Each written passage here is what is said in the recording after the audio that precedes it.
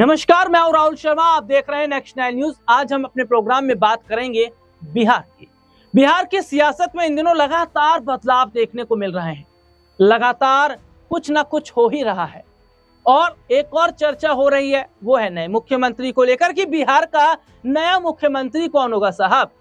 क्योंकि नीतीश कुमार ने तो राज्यसभा जाने का फैसला कर लिया है और बीजेपी अभी अपने पत्ते नहीं खोल रही है। हालांकि कई नाम ऐसे हैं जो सामने जरूर आए।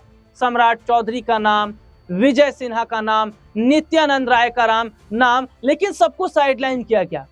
लेकिन इस बीच ये खबर भी नजर आई है कि भैया चिराग पासवान के भी पोस्टर बिहार में नजर आए हैं। और चिराग पासवान के पोस्टर का नजर आना ये तो एक बड़ा सियासी संकेत है। और क्या चिराग पासवान की पार्टी के जो कार्यकर्ता हैं, उनकी पार्टी के जो लोग हैं, वो ये मानकर बैठे हैं? क्या उनकी तरफ से एक मैसेज दिया गया? हालांकि चिराग ने इस पर कुछ नहीं कहा, लेकिन क्या चिराग के मन में भी यही सवाल चल रहा है?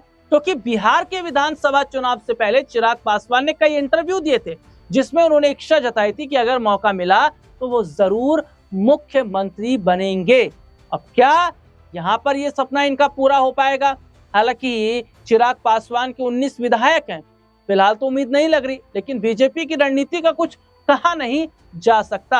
अभी हाल ही में संसद में चिराग पासवान ने खुलकर प्रधानमंत्री मोदी की जमकर तारीफ की और उन्होंने कहीं ना कहीं ये बताने के लिए ये कहा भी कि वो अभी भी मोदी जी के हनुमान हैं और एक संकेत चिराग भी दे रहे हैं। देखिए, बिहार में राज्यसभा चुनाव में अब सिर्फ कुछ दिन बचे हैं। एनडीए ने अपने सभी उम्मीदवार तय कर लिए हैं, 2 बीजेपी से, 2 जदयू से और 1 आरएलएम से। लेकिन एक बात अलग है, बिहार विधानसभा चुनाव 2025 के दौरान चिराग पहले 41 फिर 36 सीटों पर अड़ गए थे। सूत्रों ने बताया था कि चिराग पासवान 29 सीटों और 1 राज्यसभा सीट पर मान गए। आखिर में चिराग पासवान ने बिहार में 29 विधानसभा सीटों पर चुनाव भी लड़ा, लेकिन इस बार राज्यसभा में चिराग की पार्टी से बिहार में कोई कैंडिडेट नहीं है।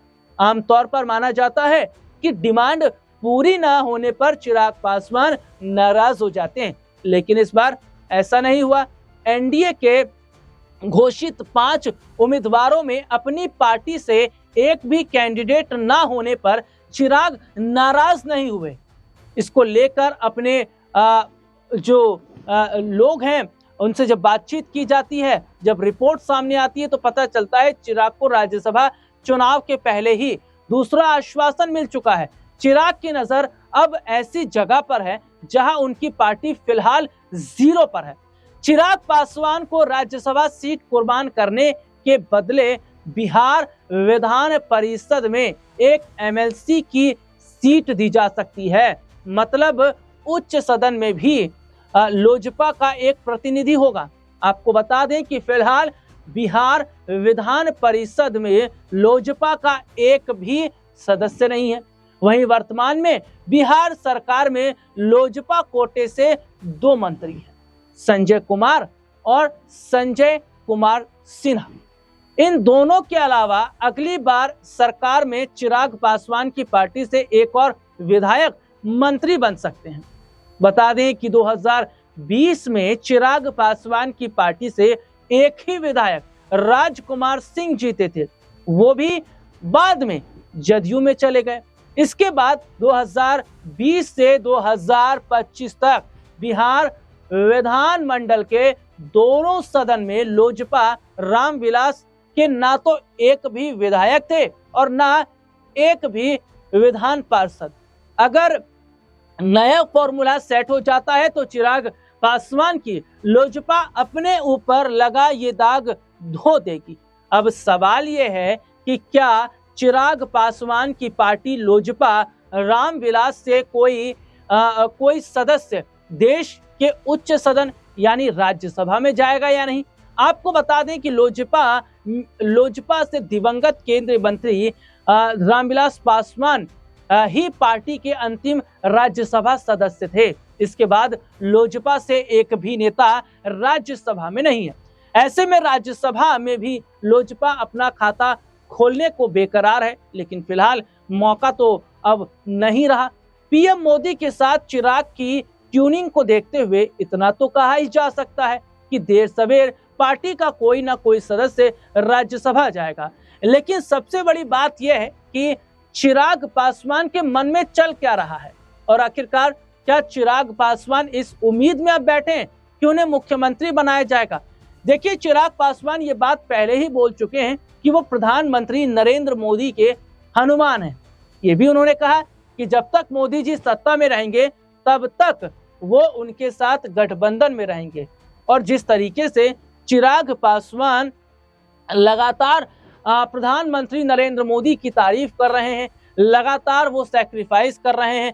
जहां पहले बिहार विधानसभा चुनाव से पहले सीटों को लेकर उन्होंने कुर्बानी दी, राज्यसभा सीट को लेकर कुर्बानी उन्होंने दी। इसके अलावा देखा जा रहा है कि बिहार में डिप्टी सीएम तक की भी बात चल रही थी, उस पर भी उन्होंने कुछ नहीं बोला है। तो ऐसे में माना जा रहा है कि चिराग पासवान का लगातार इस तरीके से नरम रुख क्या ये बताता है कि चिराग पासवान कुछ बड़ा करने की तैयारी में है। देखिए, ये कहा जाता है कि जब तूफान आने वाला होता है तो एक खामोशी सी छा जाती है और चिराग की ये खामोशी बहुत कुछ बता रही है। हालांकि वो ये साफ कह रहे हैं, उनका स्टेटमेंट भी सामने आया जिसमें उन्होंने कहा कि मैं इतना लालची नहीं हो सकता, जो भी फैसला लिया जाएगा सबके साथ लिया जाएगा, वही फैसला हमें मान्य होगा। और यहाँ पर एक बात जो है वो ये दिलचस्प बात है कि चिराग पासवान इस बात को जानते भी हैं, एनडीए के साथ जुड़कर ही उनका भविष्य आगे बेहतर हो सकता है। अगर एनडीए से अगर वो अलग होते हैं